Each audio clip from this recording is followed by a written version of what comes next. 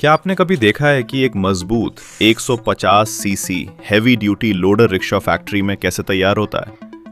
इसकी शुरुआत होती है मजबूत मेटल फ्रेम बनाने से, जहां स्किल्ड वर्कर्स कटिंग और वेल्डिंग की मदद से इसका पावरफुल स्ट्रक्चर तैयार करते हैं। इसके बाद engine fitting, suspension, body panels और इलेक्ट्रिकल पार्ट्स को केयरफुली असेंबल किया जाता है। हर एक कंपोनेंट को मजबूती और परफॉर्मेंस के लिए चेक किया जाता है ताकि ये लोडर भारी वजन उठाने के लिए तैयार हो सके। फाइनल टेस्टिंग और फिनिशिंग के बाद एक दमदार 150 सीसी लोडर रिक्शा सड़क पर काम करने के लिए तैयार हो जाता है। ये है मेहनत, इंजीनियरिंग और मैन्युफैक्चरिंग स्किल्स का शानदार उदाहरण।